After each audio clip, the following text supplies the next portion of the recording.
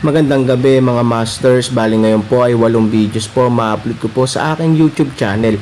Tama nga mga masters, 8 videos nga po ma-upload ko. Yon, what's up mga masters? Nandito na naman tayo sa panibagong araw, panibagong kabanata na naman ang pagsasama-samahan natin ngayon guys.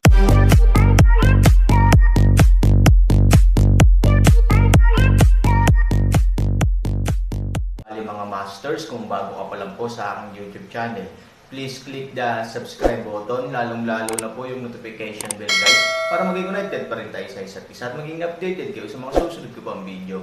Bali mga masters, bago natin umpisahan ng kwento ay mag-shoutout po muna tayo para sa mga solid nating tagapakinig. Shoutout kay Ian Cristeri, shoutout kay Rompino JR. Yun na nga mga masters, no? Bali hindi na ito patagalin. In 3, 2, 1, let's go!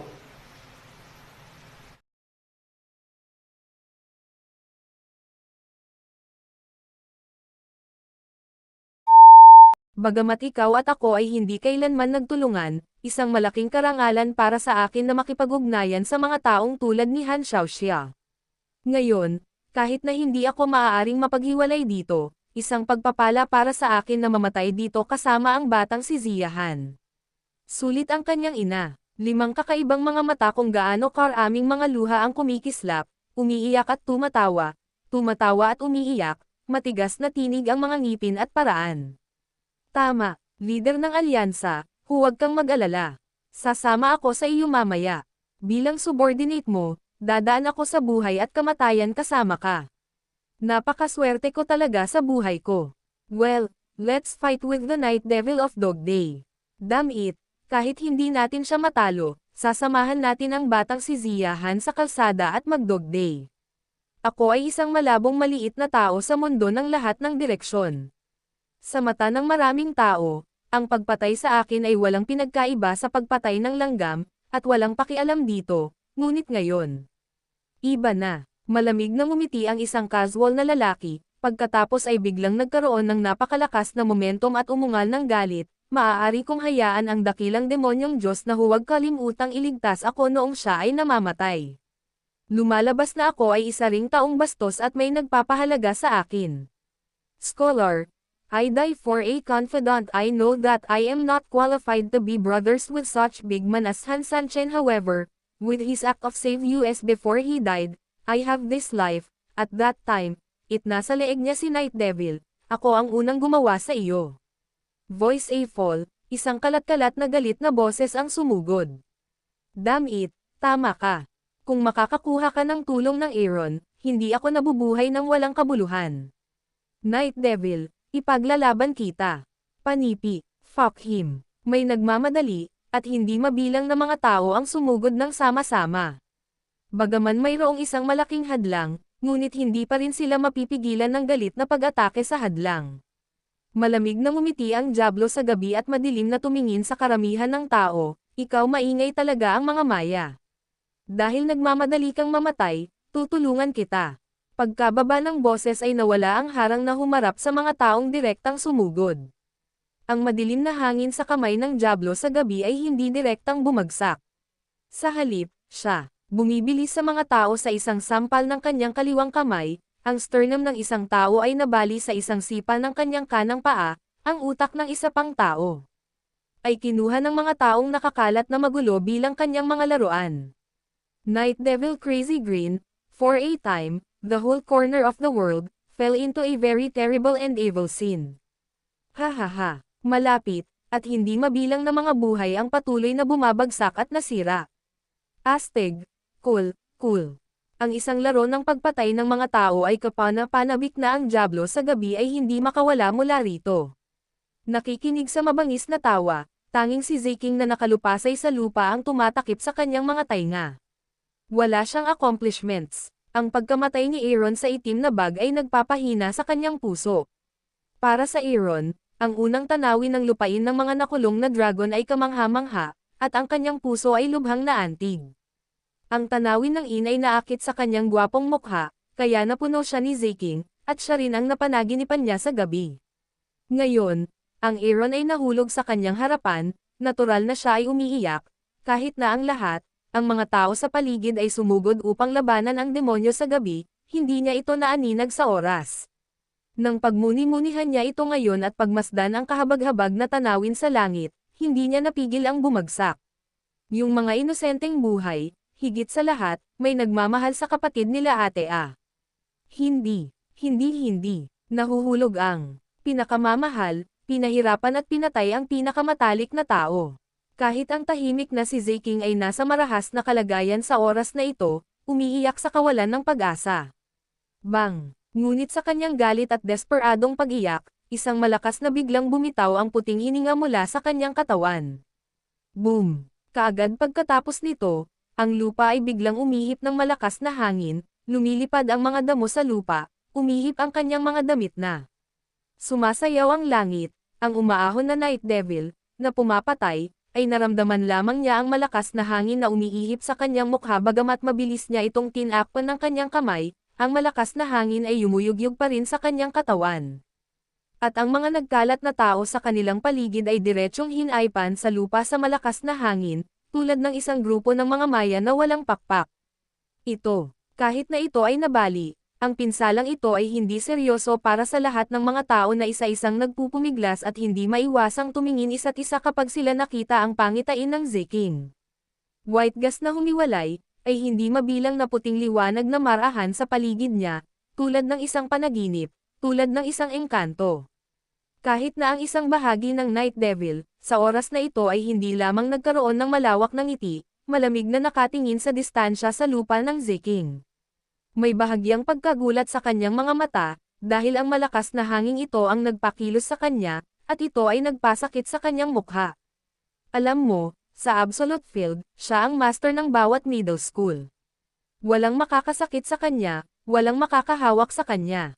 Siya ay mas mahusay kaysa sa Aaron at ang matako ng kasamaan. Hindi.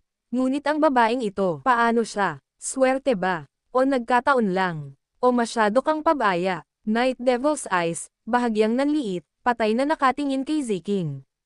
Anong problema ni Kaimei? Bakit ang katawan niya? 5 kakaiba ang hindi nakakaintindi ng paraan. Kumunat ang noo ni Liusha, ito na. Iyon ba? 4 na kakaiba ay biglang may naalala. Anong kalokohan ang pinagsasabi mo? Ang 5 halimaw ay mas mahirap intindihin. Naaalala mo ba kung bakit ang 7 nakababatang kapatid na babae ay pinilit na sumama sa ating 7 halimaw ng kanyang amo? Liusha daw. Sa 7 halimaw, ang bawat isa ay mukhang kakaiba o may kakaibang personalidad, kaya tinawag nila ang kanilang sarili na Jangbei na 7 halimaw. Halimbawa, kakaiba ang hitsura ng pinakamatandang araw ng pancake at may kapansanan. Ang 2 halimaw ay manipis ngunit may walang katapusang lakas. Gayunpaman, ang kanilang mga kamay ay hindi perpekto. Ang isang kamay ay normal, ngunit ang isang kamay ay kasing liit ng isang sanggol, ngunit ang lakas ng mahinang kamay na ito ay hindi mahalaga. Para naman sa 3 halimaw, 4 na halimaw at 5 halimaw, lahat sila ay may kanya-kanyang lakas at kahinaan. Maging si Liusha, ang pang-anim na kapatid na babae, bagaman hindi siya mukhang kakaiba, mayroon din siyang nakamamatay na mga pagkukulang. Ang sikat na Black Widow, basta kahit sinong lalaki ay may nararamdaman sa kanya, mamamatay siya. Kasabay nito, mayroong isang kakaibang lugar sa kanyang katawan, iyon ay, ang kanyang katawan ay magpapadala ng kakaibang amoy sa gabi, at sa araw, ito ay magpapadala ng isang napakalakas na amoy na katulad ng amoy sa katawan. Si Kaimei lamang, hindi lamang walang pisikal na depekto, ngunit wala ring kakaibang lugar sa ibang aspeto. Masasabi pa nga na para siyang ordinaryong tao. Kung gusto mong sabihin na kakaiba lang siya, maaaring masyadong maganda at maganda, ngunit, ito ang kakaiba. Hindi sinabi ni Master. Sa makatuwid, lubos na hindi nasisiyahan si Liu Guai sa orihinal na desisyon ni Shifu. Maraming beses siyang nagprotesta kay Shifu, ngunit hindi kailanman ipinaliwanag o sinabi ni Shifu ang anuman. Ngunit minsang sinabi ni Shifu na sa 7 halimaw, ang talento ng 7 magkakapatid ay ang pinakakakaiba. Sabi ni Liusha, banal. Tinadtad din ng 4 na halimaw ang Reyes, narinig niyang binanggit ng Master ang mga salitang ito nang hindi sinasadya. Sa sandaling sabihin mo ito, tila naaalala ko. Si Shifu at ang kanyang mga matatanda ay tila nagsabi na ang ika-7 kapatid na babae ay isang mortal, ngunit ang kanyang katawan ay immortal na katawan. Tama na yan. Tumanggaw si Liusha. Ito rin ang pinakakakaibang punto ng Ziking.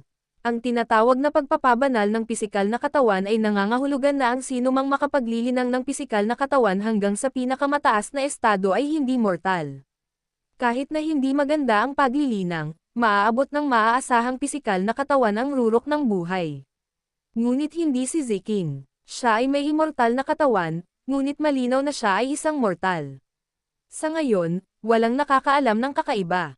Kahit na ang Panginoon, na kasing lakas ng 7 halimaw, ay hindi nakakakita sa misteryo.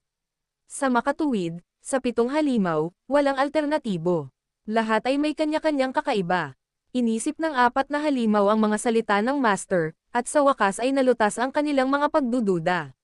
Matanda na pala si Master, at hindi niya tayo niloko. 7 younger sisters talaga, 5 halimaw na bulungan. Mula pagkabata hanggang sa pagtanda, inakala ng ilang halimaw na naghahanap lang ng dahilan si Shifu para pasukin si Kaimei sa team, para maprotektahan si Kaimei. Sa makatuwid, sa loob ng maraming taon, nahulaan pa nga ni Liu Kali kung si Kaimei ang iligal na anak ni Shifu. Hindi nila kasalanan. Hindi naman kakaiba ang 7 magkakapatid. Kung ano ang sinabi ng Master tungkol sa walang kamatayang katawan, ito ay nasa mata ng 6 na halimaw.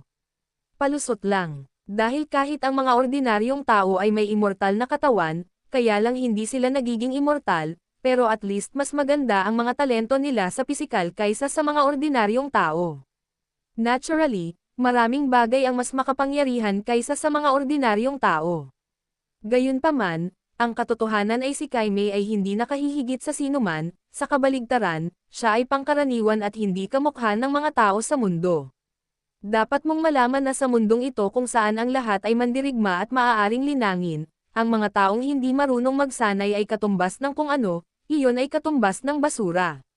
Sa makatuwid, sa pangkalahatan ay pinaniniwalaan na ang kasalanan ni Chimei ay nasa kanyang kawalan ng kakayahang magsanay. Ngunit ngayon, sa ganap na oras na ito, biglang nagbago ang 7 kapatid na si Ziking. Ilang sa oras na ito, Purple Fine biglang isang galit na dagandong. Boom! Ang puting hangin ay mas nagkakalat, kahit na walang hangin, at dahan-daang ay drag ito sa hangin.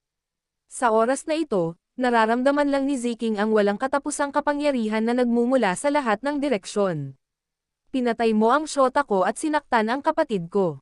I want your life. Isang malamig na inumin, lilang malinaw na mga mata ang biglang tumambad sa isang matinding liwanag. Bahagyang gumagalaw ang mga kamay, isang napakalakas na puting hangin na agad na darating mula sa lahat ng direksyon, at bubuo ng 4 na puting phoenix sa paligid ng Ziking. Nasira, gamit si Ziking ng magagaan na inumin, 4 na puting phoenix, naglabas ng 4 na walang laman na tawag ng mga phoenix, gumuhit ng 4 na magagandang kurbo sa hangin, at direktang sumugod sa Night Demon sa hangin. Kahanga-hanga ang kagandahan ng 4 na phoenix. Higit pa rito, ginagawa nitong maluwag at masaya ang mga tao, mahirap ipahayag, ngunit napakapayapa. Ang pag-iingat laban sa Budismo, nangangahulugan ito ng pagpapatahimik. Ngunit para sa demonyong gabi, isang mabangis at walang kapantay na hininga ang umaatake sa kanya. Bakit nangyari ito? Kahit ganon, sa tingin mo kaya mo akong hamanin? Sa harap ng 4 na puting phoenix, galit na galit ang Night Devil at umakyat. Yun na nga mga masters, no? Bali panibagong kabanata na naman yung natapos natin ngayong gabi. Muli, maraming salamat po.